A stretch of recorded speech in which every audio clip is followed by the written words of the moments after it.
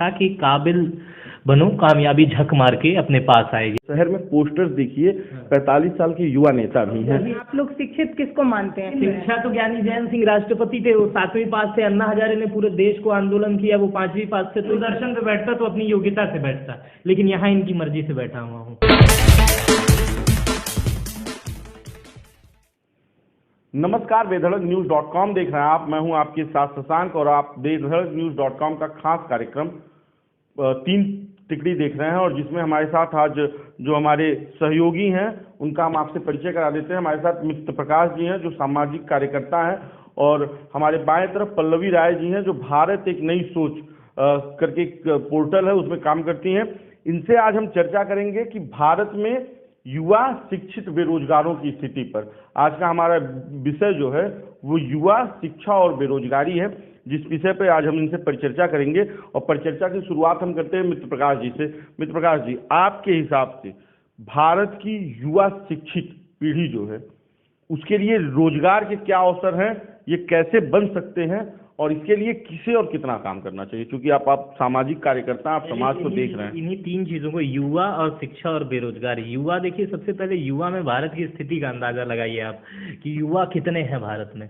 आधी आबादी युवा की है, यानी 25 से 30 वर्ष के लोग जो है आधा पूरे भारत में है। शिक्षा का स्तर कैसा है कि एक गांव के लड़के से भी अगर पूछेंगे कि प्राइमरी में कैसी पढ़ाई होती है तो ये बिल्कुल नहीं बताएगा कि हमारे वहाँ हार्वर्ड जैसी पढ़ाई होती है। और बेरोजगारी पे जिस तरह तीसरा मुद्दा बेरोजगारी, 70 साल से ये समस्या है पूरे देश में। इसे किसी सरकार और किसी समाधान की जरूरत नहीं है। इसके लिए कहीं ना कहीं सरकारों से ज्यादा हम खुद जिम्मेदार हैं। हम यानी हमारा परिवार, हमारा समाज, हमारा, क्योंकि हम लोग जो शिक्षा है वो, मेरा ऐसा मानना है, बाकी आपका क्या मानना है, उनका क्या मानना है, इस पे मैं अपने विचार थोप नहीं रहा हूँ। हमारा मानना है कि हम लोग शिक्षा को जो है वो सही ढंग से ग्रहण नहीं करते हैं। जैसे मैं कई बार कहना चाह रहा हूँ मैडम कि इससे पहले भी मैं यही कह रहा था कि शिक्षा अगर सही ढंग से ली जाए तो निश्चित रूप से रोजगार मिलेगा। एक पिक्चर आई थी, उसमें कहा था कि काबिल बनो, कामयाबी झक मार के अपने पास आएगी।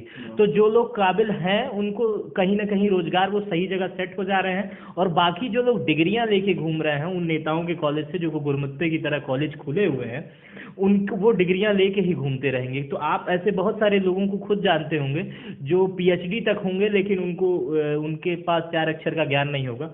तो ऐसे लोगों को अगर आप रोजगार की कल्पना कर रहे हैं तो ये मेरे हिसाब से सही नहीं है। पहली चीज जो आपने ये कहा कि युवा, तो युवा जो 25 से 30 साल के हैं, आप शहर में पोस्टर्स देखिए, 45 साल के युवा नेता भी हैं, तो इससे भी बात करते हैं। नया कॉन्सेप्ट आ गया है, युवा नेता, युवा समाज सेवी, भूतपूर्व युवा नेता, तो इस टाइप की चीजें आ रही हैं। मैम, आपके हिसाब से ये किस दिशा में है रोजगारी की? मेरे हिसाब से मानना ये है कि जो लोग कह रहे हैं कि सबसे पहले ये समझना होगा कि हमारा जो शिक्षित वर्ग है ना, वो सच में वो शिक्षित है ही नहीं। आप अगर टीचरों की ही बात कर लें, गांव में मैंने खुद ग्राउंड रिपोर्ट करके देखी है, जो हमारे टीचर्स होते हैं उनको खुद नहीं पता है कि 15 अगस्त और 26 जनवरी में अंतर क्या है। उनसे पूछे 15 अगस्त क्या होता है तो वो बोलते हैं उस दिन तो हमारा देश जो है वो उसको संविधान मिला था। यहाँ तक कि पूछ दो कि संविधान लिखा है किसने, तो ये तक नहीं पता है। टीचर खुद अपनी जिम्मेदारी समझ नहीं पा रहा है, वो बच्चों को पढ़ाएगा क्या? तो ले दे के शिक्षा व्यवस्था जो है यहाँ पर बहुत ज्यादा। सरकारी शिक्षा व्यवस्था की बात है या प्राइवेट या? बहुत अच्छा सवाल है। एक मिनट में एक बात बता रहा हूँ। देखिए, शिक्षा और शिक्षा और पॉलिटिक्स किस तरह एक दूसरे पे हावी हैं। मैं जगह और समय का नाम नहीं बताऊंगा। अभी एक फोटो भी मैं देख रहा था, एक न्यूज अखबार में छपी थी कि शहर के एक जिलाधिकारी, मैं किसी भी शहर की बात कर सकता हूँ, और उसके सामने 12वीं पास सांसद जो था उसको डांट रहा था, और वो चौथी कुर्सी प्लास्टिक की कुर्सी पे बैठा हुआ था। तो और बताइए कि इसमें, और वो ऐसा सांसद व्यक्ति है जो कभी उस फील्ड का नहीं था। तो शिक्षा और पद कभी कभी समानता नहीं होती है। हालांकि लोग इसको कहते हैं कि अनुभव। सवाल ये है ना कि जो मैम ने कहा कि सरकारी जो आपने पद्धति मैं बताई। आपकी बात पूरी करने वाली थी, तब तक सर ने बोल दिया। आपने पूछा कि सिर्फ सरकारी स्कूल में ही ऐसी हालत है क्या? प्राइवेट नहीं, मैं आपको मैं आपको बता दूं पहले, ऐसी हालत सिर्फ सरकारी स्कूल में नहीं है। ये बोल के सरकारी शिक्षा व्यवस्था पर हम सवाल नहीं खड़ा कर सकते, क्योंकि उसी स्कूल से पढ़ने वाले कभी कभी बच्चे IAS PCS भी बनते हैं, लेकिन अभी भी बनते हैं। लेकिन मैं जो कहना चाह रही हूँ वो समझिए कि जो हमारे शहरों में जो गलियों में जो स्कूल है ना, जो प्राइमरी स्कूल होते हैं, प्राइवेट प्राइमरी स्कूल जो 8 तक की मान्यता प्राप्त करके पढ़ा रहे हैं, उसमें जो टीचर होते हैं वो इंटर पास किए होते हैं या BA करके वो बच्चे पढ़ा रहे होते हैं। उनको 6 से 8 हज़ार रुपये मिलता है। जो प्राइवेट कॉलेज हैं उनकी भी शिक्षा व्यवस्था, उनकी भी हालत यही है कि उनको भी कुछ नहीं पता है, क्योंकि हम लोग जिस लाइन से निकले हैं ना, उसमें हम लोग को इतना अच्छा नहीं पढ़ाया गया। गोरखपुर यूनिवर्सिटी से मैं BA करके निकली हूँ और मुझे पता है कि वहाँ कितनी अच्छी पढ़ाई हुई है। मैं ऑन कैमरे बता सकती हूँ कि मैंने कितना क्लास चला है और कितना। गोरखपुर यूनिवर्सिटी तो पॉलिटिक्स के लिए बदनाम रहा है। लेकिन एक छोटा सा संशोधन ये, जब मैम ने कहा कि प्राइवेट स्कूलों में, सरकारी स्कूलों में अब जो शिक्षक आ रहे हैं वो पढ़े लिखे आ रहे हैं। मतलब मेरा एक अपना मित्र है, नहीं पढ़े लिखे, हमारा एक अपना मित्र है जो BTech करने के बाद B.Ed किया और B.Ed के बाद वो, देखिए ये पैनल नहीं है इस तरह क्या, एक मिनट, जैसे क्या है कि हम जो संस्कार डेवलप होते हैं, क्या प्राइवेट स्कूल के संस्कार और सरकारी स्कूल के संस्कार में मैं बता रहा हूँ डिफरेंट। जैसे प्राइवेट स्कूल में एक पहले से ही मॉनिटरिंग होती है कि हाँ भैया बच्चों को पढ़ाना है, बढ़िया पैसा ले रहे हैं। सरकारी स्कूल में मास्टर को बढ़िया पैसा मिलता रहता है और बच्चे जो होते हैं वो गरीब तबके जाते हैं। एक खास मेंटल लोगों का दिमाग इस तरह हो गया है कि जो बच्चा, जिसका परिवार, जिसका पिताजी 5,000 से ज़्यादा कमा रहा है, वो भी बच्चों को 300 रुपये फीस वाले प्राइवेट स्कूल में डाल रहा है। तो ये कहीं ना कहीं हमारा दुर्भाग्य है कि हमारी सरकारी व्यवस्था इतनी लचर है, और शायद इसलिए लचर है क्योंकि आधे से ज्यादा कानून बनाने वाले लोगों के अपने प्राइवेट विद्यालय होते हैं। मेरा ऐसा मानना है। मैं आपकी बात से सहमत हूँ, लेकिन मैं ये भी पूछना चाह रही हूँ आप लोगों से कि आप लोग शिक्षित किसको मानते हैं? क्या वही शिक्षित है जो हमें जो कोर्स की डिग्री मिल जाती है वो पढ़ के हम जो नंबर पा लेते हैं? क्या हमें वो मैं आपसे चाह रही हूँ कि आप शिक्षित किसको मानते हैं? कि मेरी 90% पास हूँ तभी मैं शिक्षित हूँ, या मेरे कम मार्क्स है तो भी मैं शिक्षित हूँ? आप शिक्षित में किसको गिन रहे हैं? शिक्षा तो ज्ञानी जैन सिंह राष्ट्रपति थे, वो 7वीं पास से। अन्ना हजारे ने पूरे देश को आंदोलन किया, वो 5वीं पास से। तो इसमें शिक्षा का अंदाजा किसी व्यक्ति से नहीं लगाया जा सकता, किसी क्योंकि आपने कहा से नहीं लगाया जा सकता। लेकिन शिक्षा को किस प्रकार की दी जा रही है? जैसे मैं एक सरकारी विद्यालय से पढ़ा हुआ लड़का हूँ, शायद मेरे माता पिताजी के ठीक ठाक उन्होंने राह दी होगी कि आपके वहाँ मैं बैठ के शिक्षा के विषय से ही डिस्कस कर रहा हूँ। तो बस माता हमारी, मैं अभी भी इससे पहले कह रहा था कि हमारे परिवार की जिम्मेदारी बड़ी होनी चाहिए कि हम कहाँ पढ़ने जा रहे हैं, हमको क्या करना है भविष्य में। अभी तो मेरे मौसी का लड़का बीटेक कर रहा है और आपकी चाची का लड़का बीटेक कर रहा है, तो हम भी बीटेक करेंगे। ये वाली मान्यता है मिडिल क्लास में कि लड़का कुछ भी हो, हम 5 लाख दे के अपने बच्चे को गाजियाबाद में बीटेक ही कराएंगे, और भले उसके बाद वो स्पाइस, वो पढ़ना चाहे ना पढ़ना चाहे, वो थोपी जा रही है शिक्षा, पहले तो थोपी जा रही है। ये देखिए कि लड़का बीटेक करके फिर MBA करता है, फिर वो लॉ करता है, हाँ, और बीटेक करके बैंक में नौकरी खोजता है। क्या इंजीनियर बन रहा है वो, मुझे ये नहीं समझ में आ रहा है यार। अगर इंजीनियर बना है तो इंजीनियरिंग कर लो। अब देखिए कोई भी बच्चा जैसे BA कर रहा है ना, तो समाज उसको इतनी खिन्न नजरों से देखता है। पहला तो ये गरीब होगा, दूसरा कि ये तो पढ़ता चूतिया होगा यार, घर एकदम मतलब बेकार आदमी होगा। फिर उसके बाद अगर वो बीटेक है, हाँ क्या है, बीटेक करके आया है, मतलब ये परंपरा आदि का स्टेटस, दहेज भी अच्छा मिल जाता है। बीटेक लड़का है तो मतलब नौकरी पा ही लेगा। अब BA ग्रेजुएट लड़का उससे ज्यादा ज्ञानी है, लेकिन बीटेक वाले को महत्ता दी जा रही है क्योंकि पतली मोड़ी का ऊपर पैर पहना हुआ है और थोड़ा उसको दाढ़ी वाड़ी 4 साल में यही आता है। प्राइवेट जो बीटेक कॉलेज होते हैं उनमें 4 साल में आपको यही ज्ञान मिलता है। मुझे जहाँ तक की जानकारी, मैंने जो अनुभव किया है कि दाढ़ी आपकी किस तरह होनी चाहिए, आपका पैर पतला मोड़ी वाला होना चाहिए, दिल्ली में आप मैं और तुम करके बात कर सकते हो कि नहीं, बस। और बाकी टेक्निकल शिक्षा, क्योंकि उसमें पढ़ाने वाला लड़का भी वही होता है जो उसने 2 साल पढ़ के गया होता है। आप समझने की कोशिश करिएगा, आप 2-4 रिपोर्ट करिए जो इस शहर में बीटेक कॉलेज है उनका स्तर क्या है और कितने बड़ी जगह पे कैंपस। शिक्षा से रोजगार की तरफ बढ़ते हैं। क्या अधूरी शिक्षा या अधूरा ज्ञान रोजगार की समस्या का मुख्य कारण है? देखिए, सबसे बड़ी प्रॉब्लम ये है कि मैं अगर आज एक कोई कंपनी खोलूंगी तो मैं तो यही चाहूंगी कि मेरी कंपनी में कोई एक ऐसा बच्चा है जो ये सारी चीज़ें समझे। अब मैं किसी नौसिखिया को अपनी कंपनी में रख के अपना पैसा थोड़ी ना डुबाऊंगी, मेरी जो पूंजी है।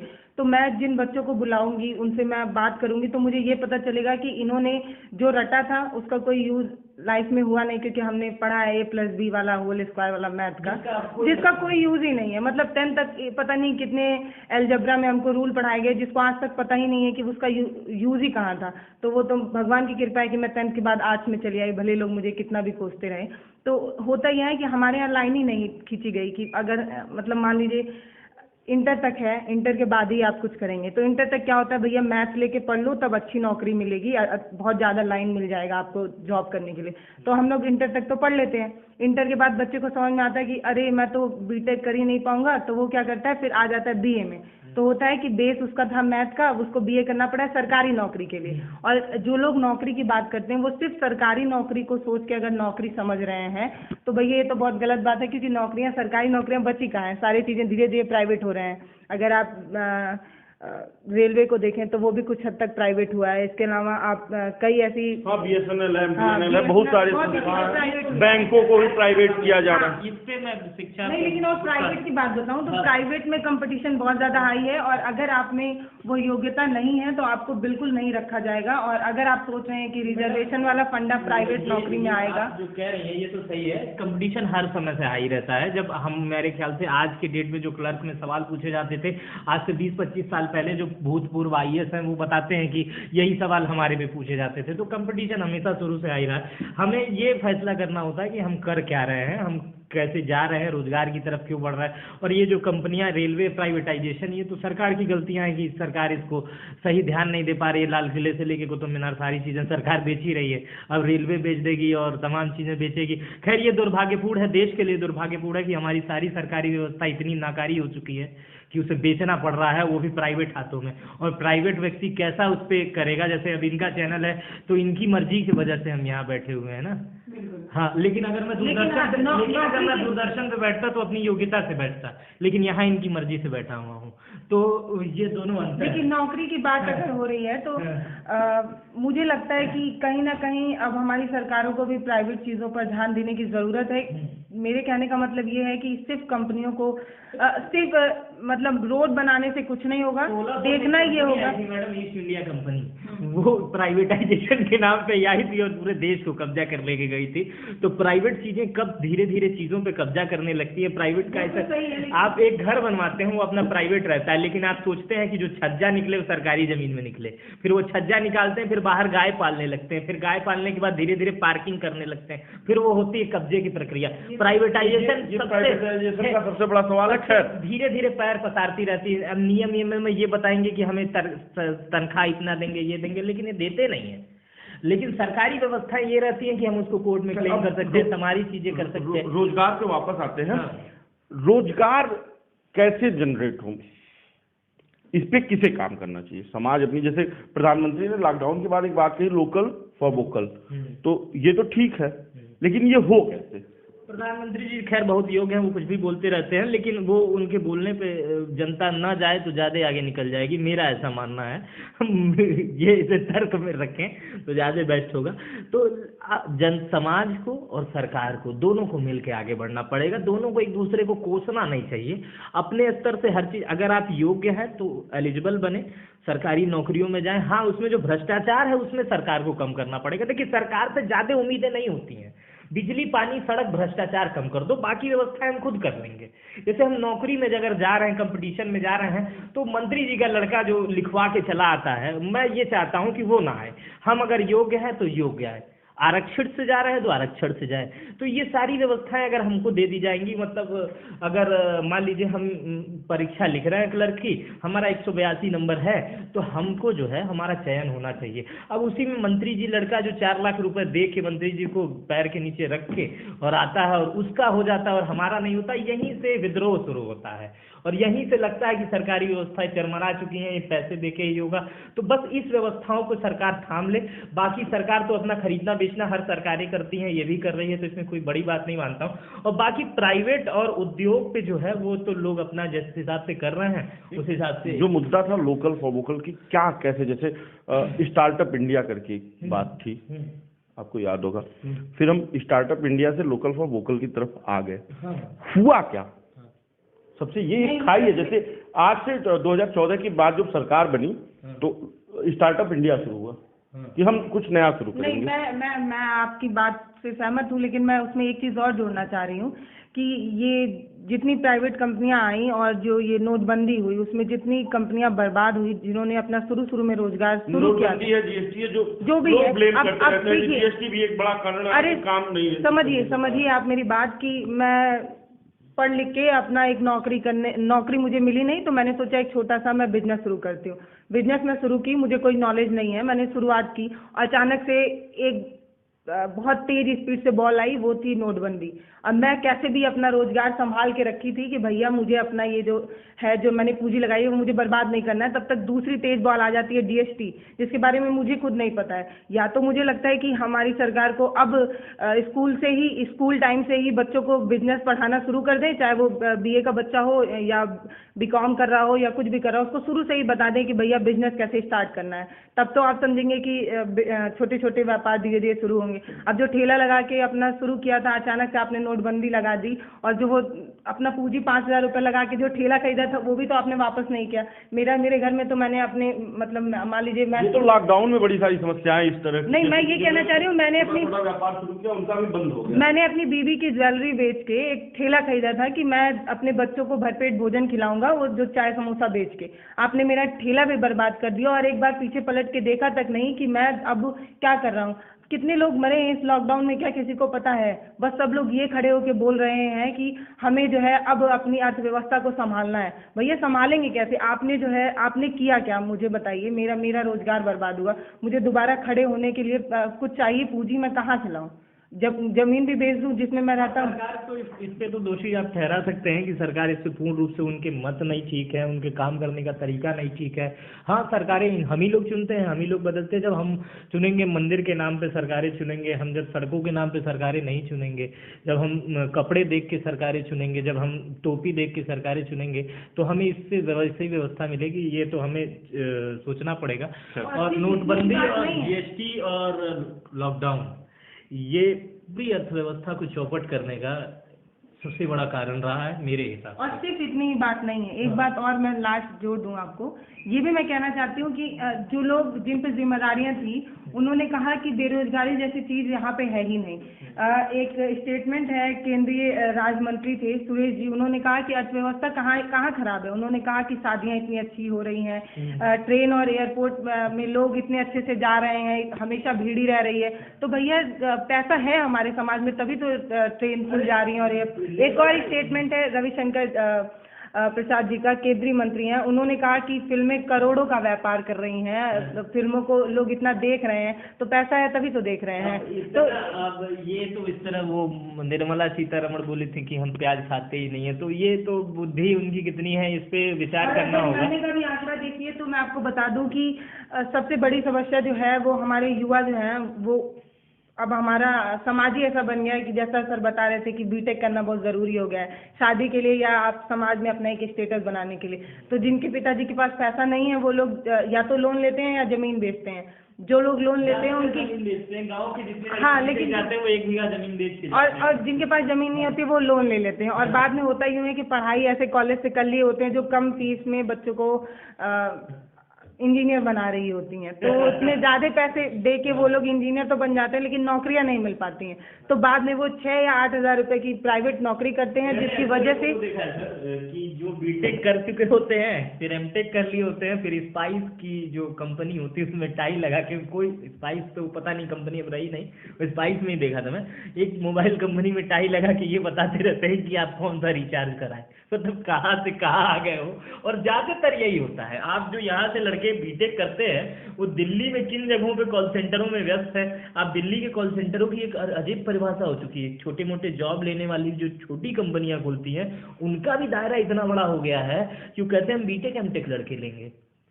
खैर, अभी आप जो बात कह रही थी कि जो कॉलेजों में मोटी फीस देकर बच्चे आते हैं और फिर 8,000 की नौकरी कर रहे हैं, इस मुद्दे को चर्चा पे लाते हैं, चर्चा कर रहे हैं, तो उस चर्चे पर लाते हैं इस विषय को कि जो आप अभी ये कह रही थी कि बच्चे जो 4 लाख 8 लाख फीस देके आ रहे हैं कॉलेजों से आ रहे हैं, वो कर क्या रहे हैं। तो फिर समस्या तो वही खड़ी है बेरोजगारी। बेरोजगारी है, तभी तो किसानों से ज्यादा आत्महत्या हमारे युवा कर रहे हैं, और इससे बड़ा शर्म की बात कुछ है ही नहीं। एक शानदार मैंने आरटीआई की थी इस विषय पे कि एक जो बैंक होते हैं, ये बैंक जो होते हैं, जब उनसे एजुकेशन लोन लिया जाता है तो एजुकेशन लोन बंद कब होता है आपको पता है? जब एजुकेशन लोन आप या तो जमा कर दो या तो सामने वाले व्यक्तियों की मौत हो जाती है। तो जब बैंक से आरटीआई मांगी गई कितने एजुकेशन लोन बंद हो गए हैं, तो वो जवाब देने से अब इतरा रहे हैं, क्योंकि मेरी जानकारी के अनुसार कोई ऐसा बैंक नहीं है जिसमें एक दो केस ऐसे ना हो जिसके एजुकेशन लोन अपने आप बंद हो गए हों। मतलब सामने वाला भर नहीं पा रहा है और मर जा रहा है।